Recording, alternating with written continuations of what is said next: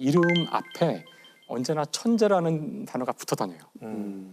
아마 여러분이 다 한 번은 들어보셨을 천재 시인 이상이죠. 야, 그냥 같이 다녀요. 이상. 그렇게 불리는 다른 시인이 없죠. 그러네요. 그래서 오늘 이야기는 일단 그 이상은 누구인가? 이상이라는 인간은 어떤 인간인가? 이상 시인은 1910년 생이에요. 일제 강점기로 들어간 바로 그 해에 태어난 분이죠. 그러니까 철저하게 일제 강점기를 사셨던 분이었고 이분의 시를 음미하고 이분의 시에서 와 이래서 천재구나. 왜 그런지 사실 잘 모르는 것 같아요. 어렸을 때 봤던 그게 너무 충격적이지 않았어요? 제1의 아이가 무섭다고. 그러니까 아이가 무섭다고 그러. 그 시가 더 무서워. 그 시가 진짜 무서워. 그 시가 무서워. 괴물이잖아, 괴물. 네. 그렇죠. 그 뜻을 모르고 봐도 그냥 그 자체가 주는 되게 독특한 울림이 있어요. 이게 라임 같기도 하고 읽는 것 자체가 어떤 노래를 듣는 것 같은 느낌도 들고요. 가끔 잠자리에서 애한테 이제 시를 읽어주는데 애들이 이상 시 되게 좋아해요. 그 제1의 아이가 무섭다고 그러고 읽어주신 적 있어요? 그거 되게 읽어주면은 깔깔거리고 웃어요. 그게 이렇게 리듬감이 있잖아요, 사실은. 그렇죠. 그리고 이게 애들은 별 생각 없이 그냥 그 음요를 그냥 느끼면서 읽으니까 왜 1 나오던 2단 왜 계속 나와? 막 몇 번째까지 나와? 이러면서 막 깔깔거리고 웃고 야, 따라서 자기도 막 하고 아이들의 눈으로도 되게 재밌게 읽을 수 있는 시더라고요. 그건 몰랐네요. 저도. 이상으로 인물을 정하고 굉장히 행복했다는 소문이 있으시네요. 맞아요. 왜인가요? 이제 뒷부분에 나오겠지만 네. 이상 시인이 얼마나 물리학을 사랑했고 우리 같은 부류구나. 이공계였어요, 이제 보니. 일본계 사람이죠. 이공계였다는 사실을 어렴풋이 알고 있었는데 이번에 이제 하나씩 그 제 두 눈으로 확인을 네. 직접 데이터를 확인하면서 아 정말 이 사람은 찐 이공계였구나. 그래서 표지부터 의미심장하네요. 그죠? 맞아요. 이거 딱 보면 딱 느낌이 오시지 않나요? 행렬이잖아요, 행렬. 그렇죠? 저는 행렬을 보면 양절하게 떠오르거든요. 벌써 행렬을 보면 이렇게 행렬하고 흥분하시는 분 처음 봅니다. 아니 시 표지에 저런 게 있는 시인이 없어요. 그러게요. 그렇죠.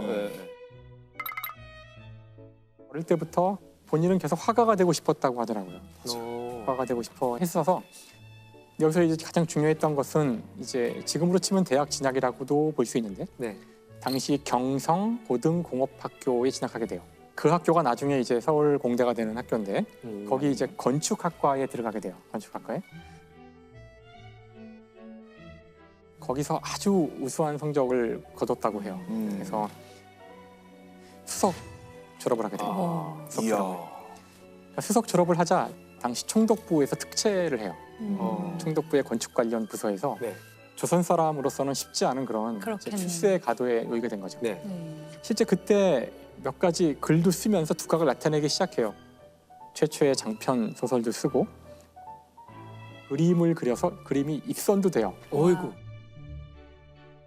그래서 여기까지만 들으면 참 좋은 시절일 수도 있었는데 바로 딱 이 순간에 최악의 비극이 찾아옵니다.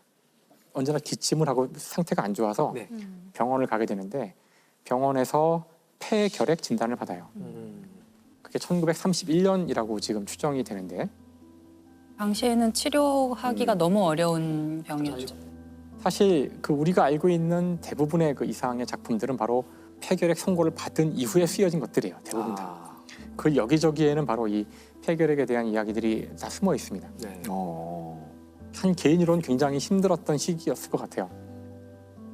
조선 총독부의 건축 부서에 스스로 사표를 내고 호련히 저 황해도로 요양을 갑니다. 요양을 하다가 또 여기서 경성으로 돌아와요. 돌아와서는 다방을 열게 되는데 참, 그래요? 좀 특이하죠. 제비다방. 제비다방이죠. 이름도 제비다방인데 다방이라는 것이 당시 굉장히 선진 문물이었고 굉장히 핫플레이스였다 그래요. 그때는 다방이 이렇게 막 되게 지식인들이 모이고 살롱 같은 개념이겠죠. 맞아요. 말씀하신 것처럼 그 살롱이라고 했잖아요.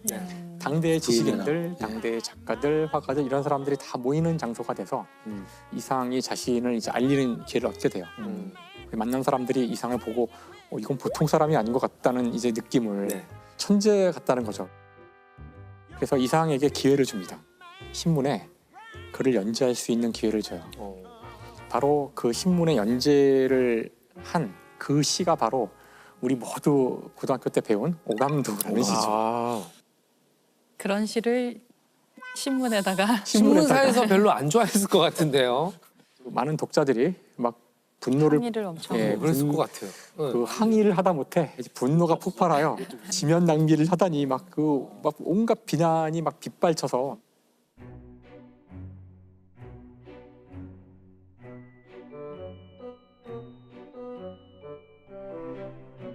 옛날에는 신문이 한 장이거든요.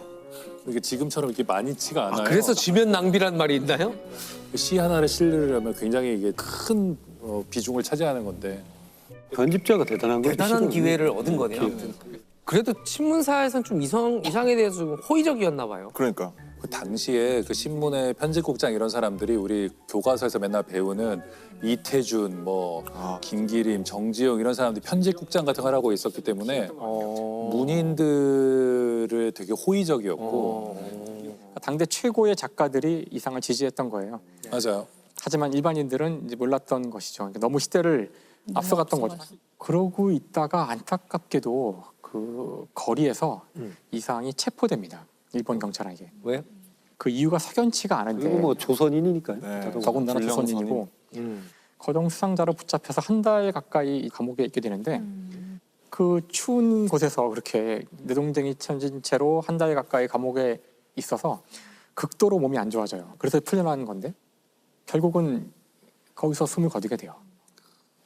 사실 이상의 이 짧은 인생을 보면 정말 조금 반짝 자기가 인정받고 뭔가 잘할 수 있을 것 같다는 시기가 잠깐 있었고 그 이외의 대부분의 시간은 제대로 인정받은 적은 별로 없는 평탄치 않았던 그런 삶이었어요. 저는 이분이 조금 더 오래 생존했어야 한다는 게 너무 안타까운 점이에요. 이분의 정말 그 괴물 같은 면, 독특한 면, 이 면을 조금 더 많이 볼 수 있었으면 좋았겠다 이런 생각이 사실 들고요. 이 이상 시인의 이 시가 무슨 상대성 이런 거 물리학에 대한 시라고 아까도 비슷한 얘기를 하셨는데 그게 이제 이상은 왜 괴물인가?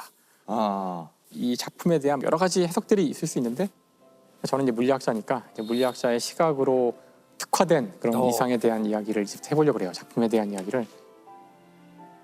우선 이상이 얼마나 찐 이공계인가를 보여주는 몇몇 예들을 제가 이제 보여드리려고 해요. 찐 이과가 아니면 쓸 수 없는 그런 표현들이 막 나오거든요. 이건 1933 6월 1일이라는 제목이에요. 천칭 위에서 30년 동안이나 살아온 사람, 어떤 과학자, 30만 개나 넘는 별을 다 헤어놓고 만 사람, 역시 인간 70, 아니 24년 동안이나 뻔뻔히 살아온 사람, 가로 열고 나. 이게 물론 어떻게 해석해야 될지 조금씩 달라요. 다른데 제가 보기에 가장 그럴듯한 해석은 아마 피커링이라고 아시죠? 에드워드 피커링, 미국의 천문학자인데 수많은 여성들을 고용을 해서 그 사람들에게 일을 맡겨서 이분들이 하늘을 분석하고 하는 많은 데이터들을 모았어요.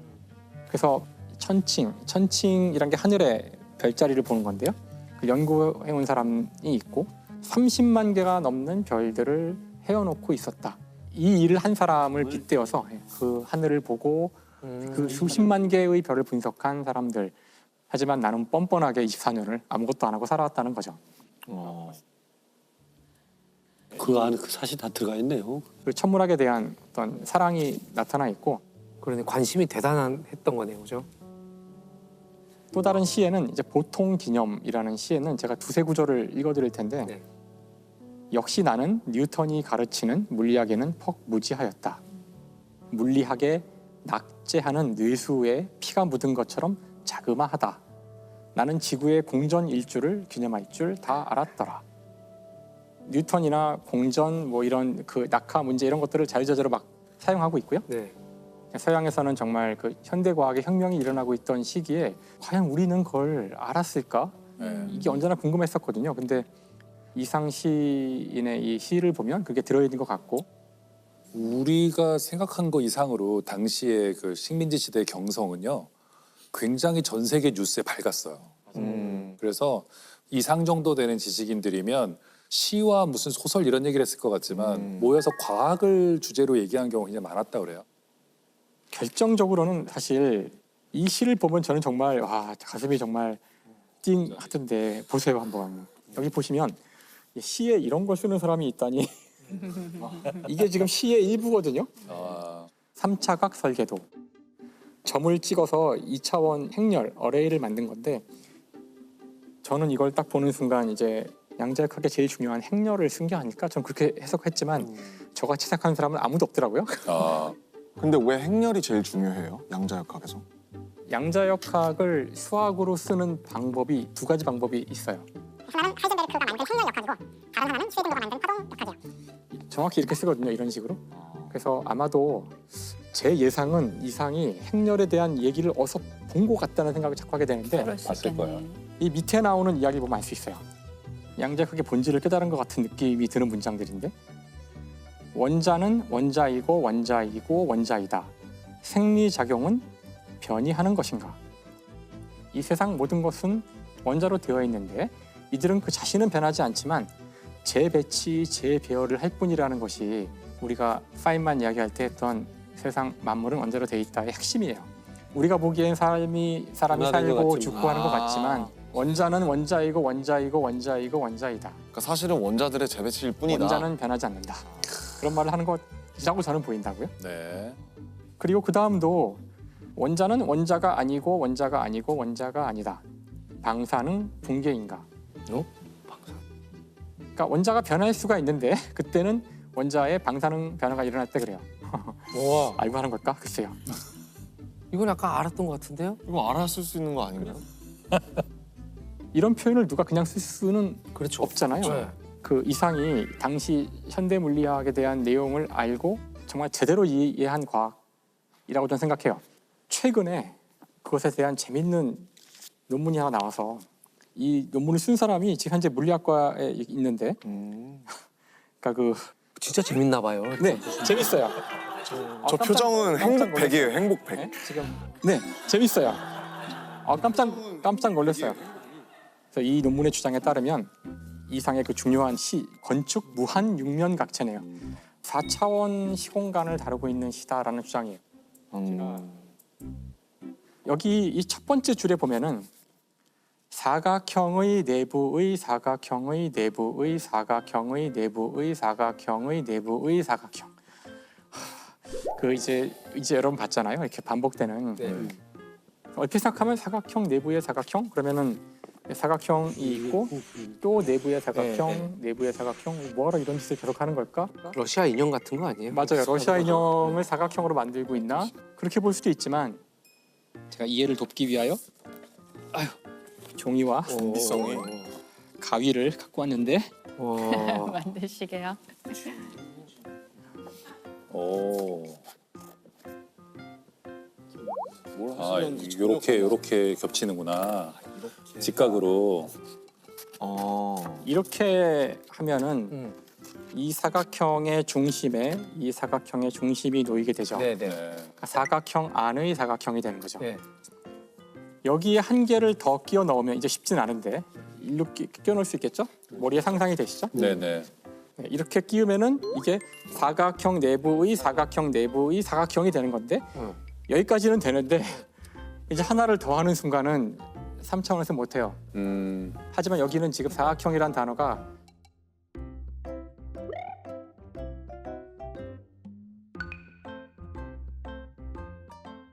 그러니까 이것은 이상은 그 시를 통해서 4차원에서 건물을 지으면 어떻게 될까? 그걸 지금 조감해 보고 있다는 뜻이에요.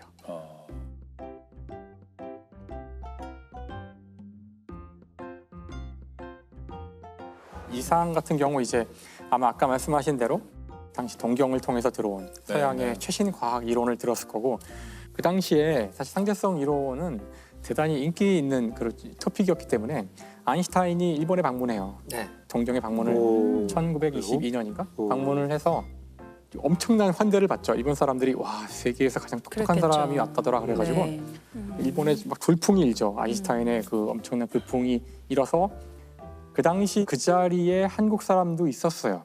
동경에 유학가 있었던 한국 사람들도 있어서 이들 중에 일부가 한국에 와서 아인슈타인의 이론을 이렇게 순회 강연을 했다는 기록들이 남아 있거든요. 몇월 며칠 몇 시 몇 분부터 몇 시까지 뭐 신촌에 어디서 아인슈타인의 특수 상대성 이론에 대한 강연을 할 예정이오니 야. 관심이 있으신 분들은 오시기 바랍니다. 그래서 그런 공고들이 있는 걸 보면 그게 지식인 사회에서는 공유가 됐을 거고 그 이야기를 아마 이상이 들었겠죠. 그랬을 것 같아요. 빛의 속도에 대한 문제가 나오고 빛보다 빠르고 느리고 함에 따라 어떤 일이 벌어지고 그렇죠. 우주가 막 변하고 아마 그 차원이라는 단어가 이상한테 꽂힌 것 같아요. 건축가기 때문에 네네. 자신이 아는 모든 기하학은 3차원의 세상이었는데 한 차원을 높여서도 뭔가 기하학을 할 수 있다? 네. 그런 차원의 이야기가 나올 때 수많은 사람들이 시도를 하죠. 내가 차원을 하나 더 하는 방법을 구현하는 방법을 알아만 낸다면 난 전 세계에서 제일 유명한 사람이 되는 거야 이제. 그래서 이제 이공계 대학교 1학년 처음에 뭐 물리 이런 거 배우고 이럴 때 애들이 다 이렇게 연필을 이렇게 3개를 들고 하나의 연필을 더 꽂아버리고 어디다 꽂으면 내가 이 세상 최고 천재가 될 것인가 시도하거든요. 어디다 꽂으면 진짜요? 4차원이 될까. 예. 절대 안 된다는 걸 보일 수 있잖아요. 절대 안 되는데 연필 3개를 이렇게 해놓고서 이제 하나를 더 꽂아보려고 되게 노력을 해요. 근데 아마 그런 시도 중에 하나였을 것 같아요. 우리가 이상을 좀 더 이해해 보자면, 자, 여기는 지금 식민지 시대의 경성이고, 자기는 아파요. 그 결핵은 현재 치료법이 나와 있지 않고, 곧 나도 몇 년 안에 죽을 것이고, 그때 문제가 되는 건 시간이죠. 그렇죠. 그리고 자기는 또 식민지 시대의 경성이라는 굉장히 좁은 곳에 살고 있단 말이죠. 옛날 우리 경성은 작았잖아요. 네. 작고 또 사람이 서로 다 알고. 그러니까 지리적으로 그 3차원이라는 세계는 너무 답답했을 것 같아요. 네. 답답하고 그런데 어디선가 누가 차원을 더 할 수 있다는 얘기를 하는 거예요. 이게 지금 눈에 보이는 게 전부가 아니고 다른 차원이 있을 수 있고 뭐 이런 얘기를 들으면 굉장히 매혹적으로 들렸을 거예요. 나한테 남은 시간이 얼마 없는데 이것이 상대적으로 달라질 수 있고 어떤 우주에서 어떤 차원에서는 전혀 다른 법칙에 적용된다고 하면 엄청난 매력을 느꼈을 것 같아요. 아마 그래서 자기 자신을 박제됐다고 표현했을 것 그렇죠. 같아요. 3차원 자기는 세계에 있는 거죠. 공간적으로도 또 시간적으로도 갇혀 있잖아요. 어머 안 됐다. 사실 이 묶인 공간을 벗어나는 거는 묶이지 않은 차원을 하나 찾는 것일 수도 있거든요. 그러니까요. 네. 여러 가지 의미가 있을 것 같아요. 그래서 이거 보면서 정말 막 눈물이 와, 이 사람이 정말 내가 찾던 1930년대 우리나라의 그 일제 강점기 경성의 공간에서 과학을 이야기하던 사람이구나. 바로 그가 이상이었어. 내가 찾던 그가.